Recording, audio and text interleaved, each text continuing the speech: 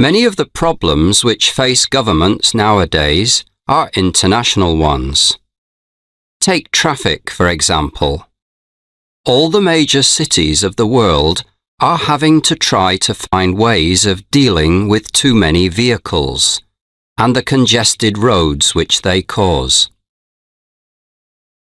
A large number of the vehicles which clog our cities are private cars. Motorists are very reluctant to leave their precious cars behind and go to work on public transport, despite the constant traffic jams. They regard buses, trams and trains as being for other people, while they themselves like to drive from door to door.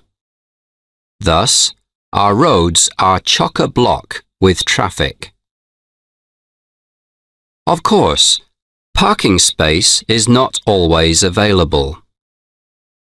Some firms provide car parks or garages, where at least some of their employees can leave their cars. Most people, however, have to rely on public car parks, often multi-story ones, or else try to park in the street. Since this is usually highly restricted, with many parking meters in evidence, parking is a source of frustration to many motorists. People who are otherwise quite law-abiding are apt to take a bit of a risk when it comes to traffic offences. Thus, they ignore both signs that say "no parking" and lines painted down the edge of the road, which indicate parking restrictions. Should they be away from their cars for longer than the amount of time allowed by the parking meter, they are not worried, until they see that the traffic warden has left a parking ticket on their windscreen, and realize that they will have to pay a fine. The authorities in more and more cities are trying to keep cars out of the city centre. With this aim, they have pedestrianised large areas and introduced park and ride schemes so that people will leave their cars at the city boundary and complete their journey by bus. Still, there are fears that ever-increasing traffic will cause gridlock in cities, particularly at rush hours. With so many tailbacks and bottlenecks on so many roads, motoring is no longer a pleasure. Why then do so many of us persist in using our cars? Bullying. Education is a very important part of a child's life, and yet an increasing number of children are showing reluctance to attend school. It is not that they find the work too difficult or are afraid of the teachers. No, it's because they are being bullied. School bullies can make other children's lives a misery, and their bullying takes different forms. Often, they will use their physical size to intimidate those who are smaller and weaker than themselves. They will threaten their victims with a beating if they don't do as they say, often using physical force to extort money, and will steal possessions from them by force. Bullies use verbal abuse as well as physical abuse on their victims. The butt of this abuse may often simply be slightly different in some way from the rest of the class. A child may have red hair, wear spectacles, not have the latest fashion in shoes, have only one parent, or be of a different race, for example. This can make them a target for the school bully, who will indulge in the most insulting name-calling. Some psychologists say that the desire of the class bully to dominate the others is a result of an inferiority complex or some personal unhappiness.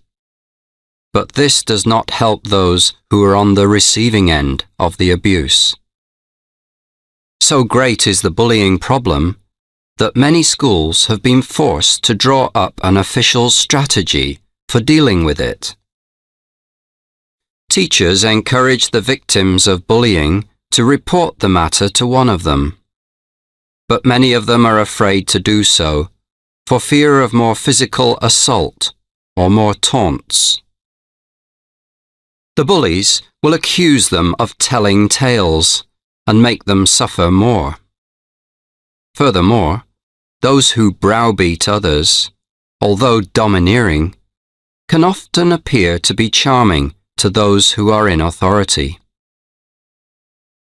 Because it's so difficult to get victims to report bullies, and often difficult to prove coercion, many bullies escape unpunished. We must protect our children from this persecution. They have a right to enjoy their school days.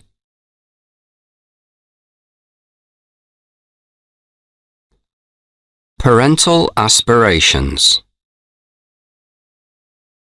Educational qualifications are considered to be very important in the modern world. They are essential for people who want to find reasonably well-paid employment in the professions. For this reason, most parents try to get their children to work hard at school and achieve academic success by doing well in exams. Many parental aspirations also include their children going to university and graduating with a good degree. Not all children, however, are capable of achieving academic success. This does not matter, as long as parents are willing to accept this. But it is quite common for parents to think that all their children have to do is to study hard, and they will pass the exams. All too often, they just succeed in causing too much stress in their offspring, with the result that the children either get ill or fail exams that they might otherwise have passed. There are some children who are quite bright, but who are simply not interested in formal learning. Some might be of an artistic bent and wish to become an artist or designer, while some might have a talent for acting. Others may show an aptitude for working with their hands or want to start their own businesses and become entrepreneurs.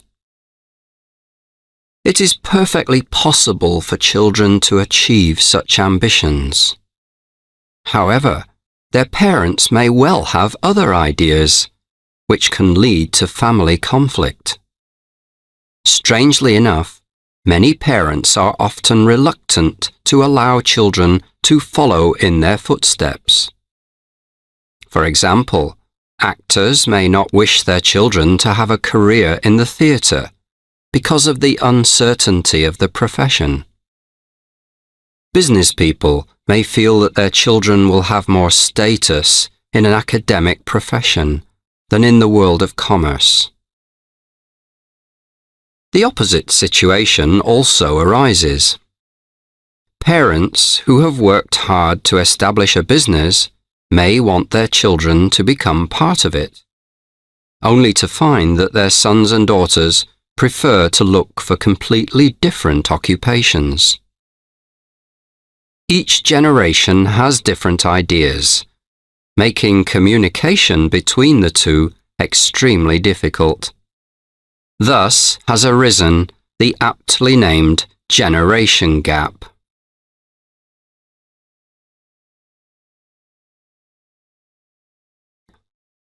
New research on computer games.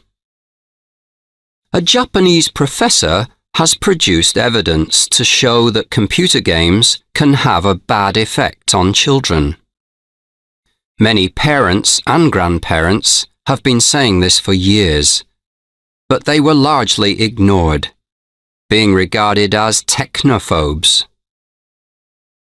Parental worries about computer games often relate to their effect on their children's health and on their social skills.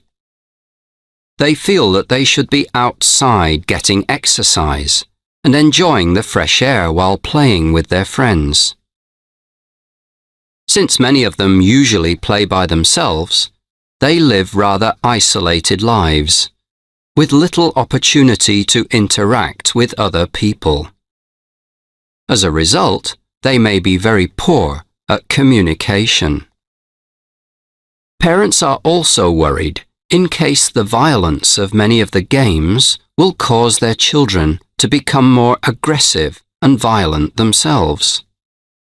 This anxiety also applies to television, which often shows scenes of extreme brutality. There are fears, too, that the popularity of computer games has added to the dumbing down of the information and material used by today's generation. Because children often choose to play computer games instead of reading or doing their homework, the games are thought to have a bad effect on their education. Parents are also worried that video games will prevent their children from developing their creativity if they spend all their time in front of a screen instead of drawing, writing stories, and so forth. Professor Ryuta Kawashima of Tohoku University shares parental concerns about the bad effects of computer games, but for different and considerably more scientific reasons. Using state-of-the-art technology, he has conducted research which he believes shows that computer games may stunt the development of children's brains. He has been able to show, by means of brain scans, that playing computer games stimulates activity in only part of the player's brains, the part associated with vision and movement. The frontal lobes of their brains, associated with learning, memory, emotion, and self-control, are remaining underdeveloped. If the children's ability to control their behavior is being underdeveloped, then they are more likely to become violent. Unfortunately, Professor Kawashima's research appears to indicate that parental fears about computer games are justified.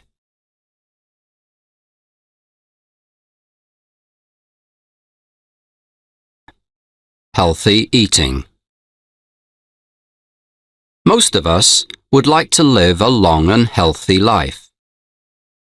Increasingly, doctors are telling us that in order to do so, we must eat a healthy diet. Too often, we ignore the advice. In most countries of the developed world, there is no shortage of food, but their inhabitants could be suffering from a form of malnutrition.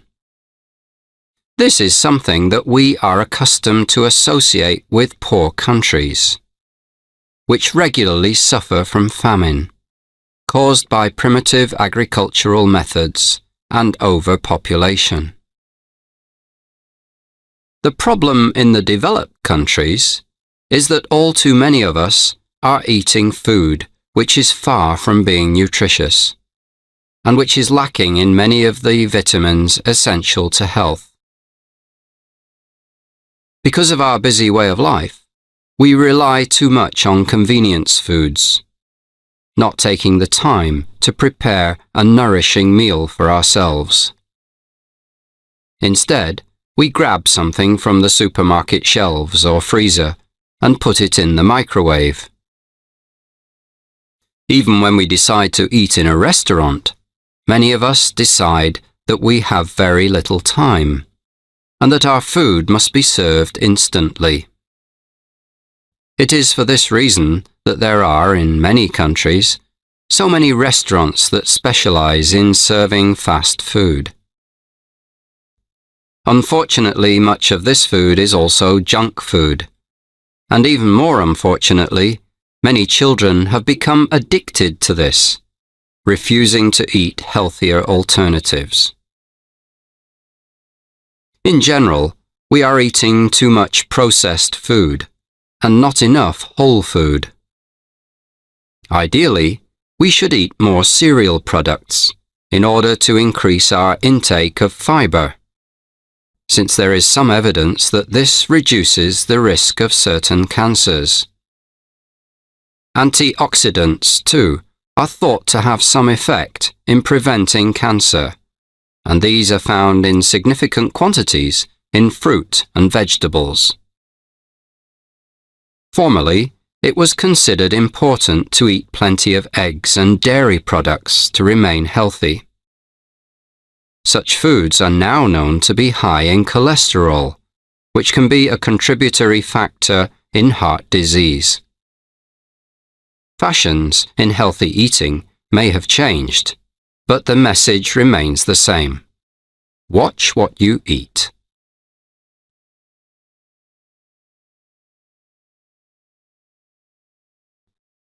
The benefits of chocolate. Most of us have a sweet tooth, and a favorite form of confectionery is chocolate. Whether this comes in the form of sweets, chocolate bars, or cakes. The huge range of chocolate products on display in sweet shops and supermarkets shows us how popular chocolate is. Indeed, some of us are so fond of it that we become chocoholics. We are regularly told that a diet containing too much sugar and too much fat is bad for us. And chocolate contains a great deal of both of these. Thus, we have got used to the idea that eating chocolate is a sinful pleasure. Eating chocolate often makes us feel good. Even some health experts do not deny this, because it is thought to have a biochemical effect on the part of the brain that is concerned with pleasure. If you are feeling depressed, some chocolate can be a real tonic which cheers you up instantly. Unfortunately, this effect is transitory and you soon feel down again. Nutritionists have tended to concentrate on the negative side effects of chocolate, pointing out that the combination of a high fat content and a high sugar content can be a cause of obesity in people who overindulge in it. They also remind us that foods which are high in fat can lead to heart disease. Chocolate is also said to cause headaches in some people and is considered to be one of the main triggers of migraine. After such bad news from dietitians, people who love to binge on chocolate will be relieved to hear that some doctors have now discovered some benefits in chocolate. Recent research suggests that chocolate, like aspirin, can delay blood clotting, making it potentially useful in preventing thrombosis. It has also been found that chocolate, like fruit and vegetables, is rich in flavonoids, which help to prevent heart attacks and strokes. At last, there is some good news for chocolate eaters. They can enjoy this delicious treat without feeling guilty, safe in the knowledge that it could be improving their health.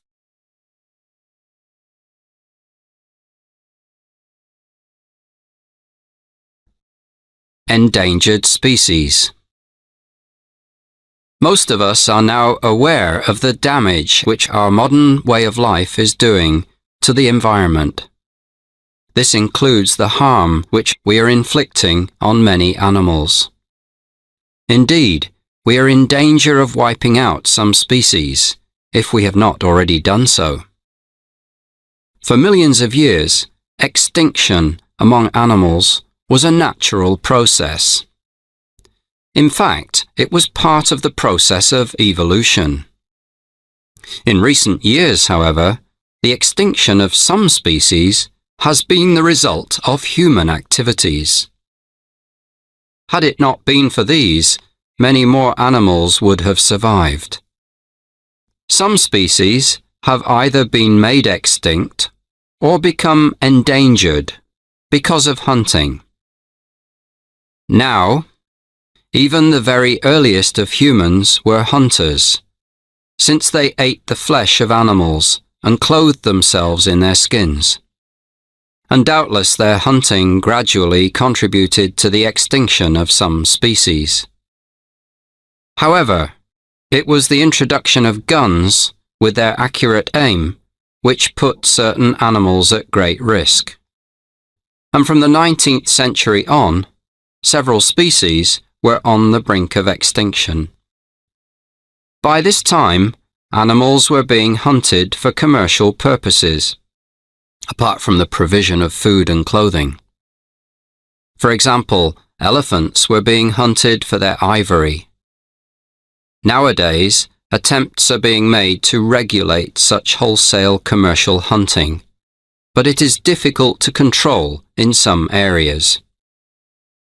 Thus, animals continue to die to make profits for humans. Of course, not only commerce is to blame. Hunting as a sport has also played a part in the extinction of certain species.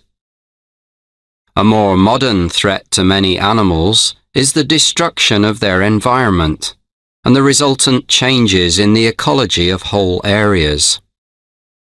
Our use of pesticides and other chemicals has polluted both soil and water, and this pollution has proved to be toxic to many of the plants which are part of the habitat of many animals. Furthermore, we regularly lay waste to land previously inhabited by animals, in order to make way for expanding populations, or, as in the case of deforestation, to provide goods for wealthy nations. Modern living has had a deleterious effect on the ecosystem. We must try to reverse this to save our wildlife.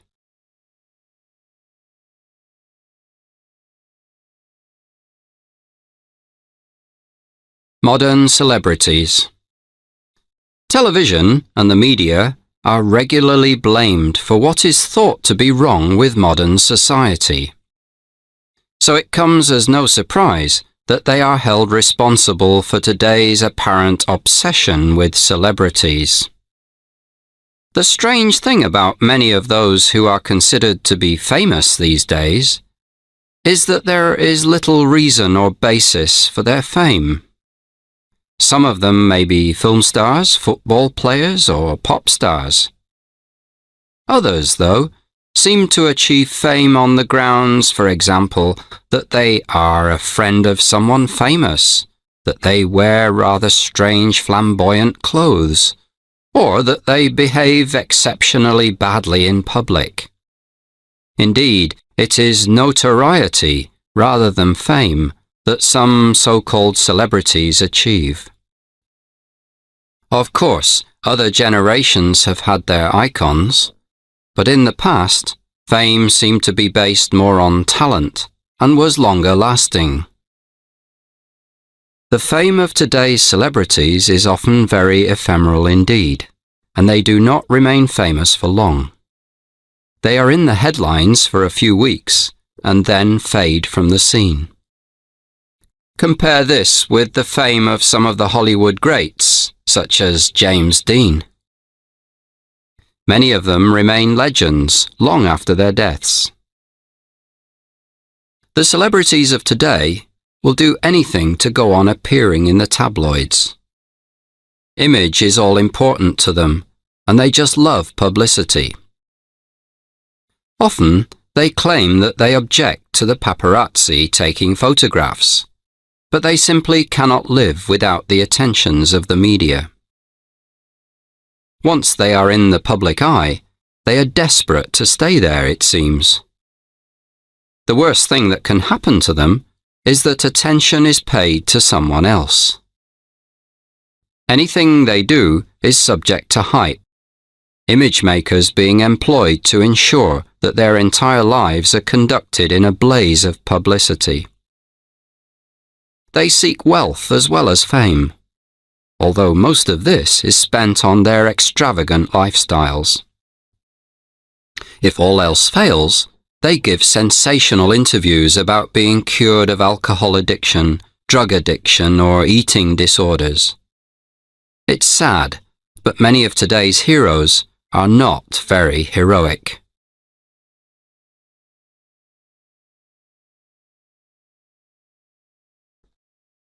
All kinds of rage.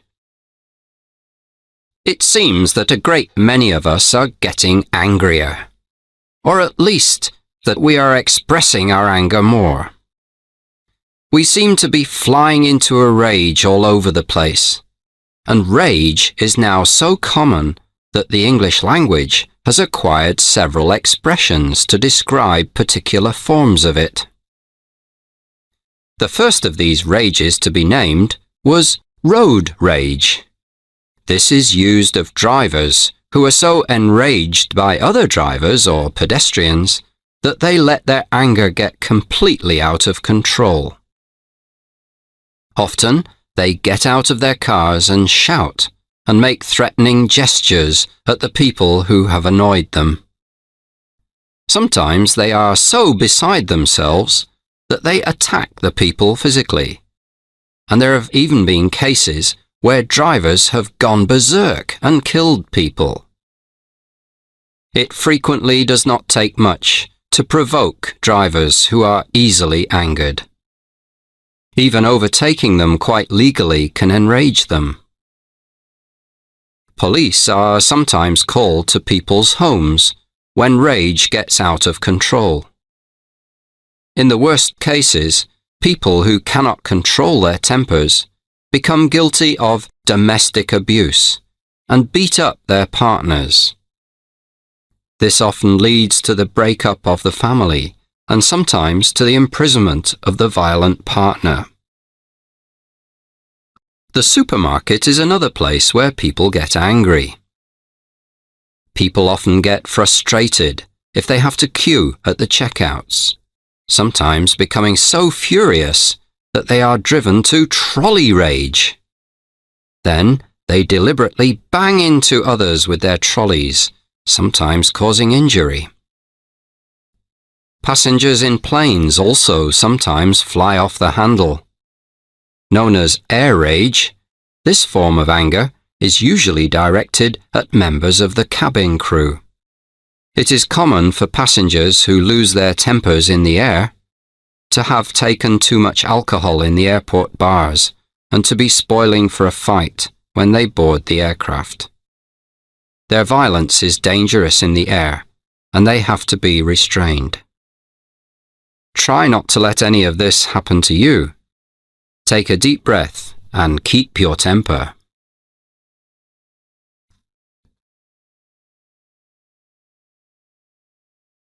Gender discrimination. A major American bank is being sued by the US authorities for allegedly discriminating against its female employees.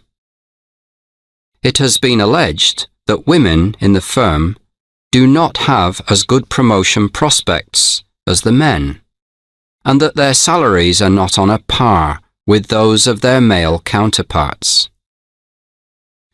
Gender discrimination in the workplace is against the law in America and in many other countries. However, there are still obstacles in many firms which prevent women from achieving the promotion that their talents and qualifications deserve. Many women are promoted quite rapidly through the junior jobs in a firm, but face the glass ceiling when they apply for any of the most senior posts. So it is that although there are many women in middle management positions in many firms, there are very few in top management posts. Many women blame this situation on the old boy network. Others see it as evidence that many men are resistant to change and are still chauvinists at heart, while some may feel that failure to promote women to top jobs is a result of feelings of insecurity in the men who are making the appointments. Perhaps they are afraid of letting women become too powerful. Not many years ago, the power which women have today would have seemed an impossible dream to many women. Before the rise of the women's movement, there were no such things as equal rights or equal opportunities for women. For the most part, women were expected to get married and then be responsible for childcare and for carrying out all the household tasks. If they worked, it was probably in a part-time, often rather menial job. Feminists saw this as sexism and a waste of women's talents, and set out to change things. Although some people, women as well as men, now do not have a high regard for feminism, women owe to the feminists many of the improvements in their work situation. Without them, there would be no positive discrimination, no job sharing, and no parity with men in the workplace.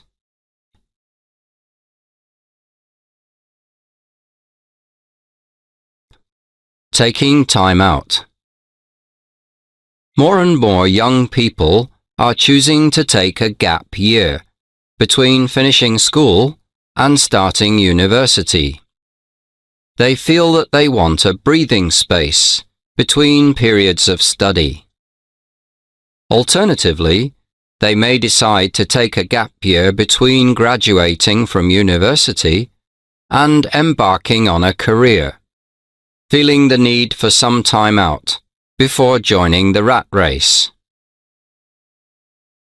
Most students see the time as an opportunity to travel, with backpacking still being popular. The idea of traveling to as many foreign places as possible, staying in hostels or other budget accommodation, appeals greatly. Doubtless, some of them will hitchhike, although hitchhiking can be a dangerous form of travel, especially if students are traveling solo. A large percentage of gap year students have wealthy parents who can easily subsidize their travel. Others have to save up before they go, often taking after-school jobs to do so. They are mostly traveling on a shoestring and frequently find that they have to look for some form of employment while traveling in order to make ends meet. For example, they may work on local farms or in local hotels.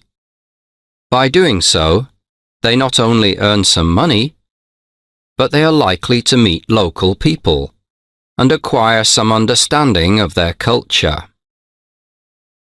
There are some students who choose to work for the whole of their gap year. A number may decide to get work experience, either at home or abroad, in an area which they hope to make their career, such as medicine or computers. A large proportion of students are now choosing to work with a charity, which arranges voluntary work in various parts of the world. The projects provide hands-on experience of a very varied nature, from teaching to helping build roads or dams. The gap year is not just an adventure. Young people can benefit greatly from encountering new and varied experiences, and from communication with a wide range of people. Perhaps most importantly, gap year students have to learn to stand on their own 2 feet.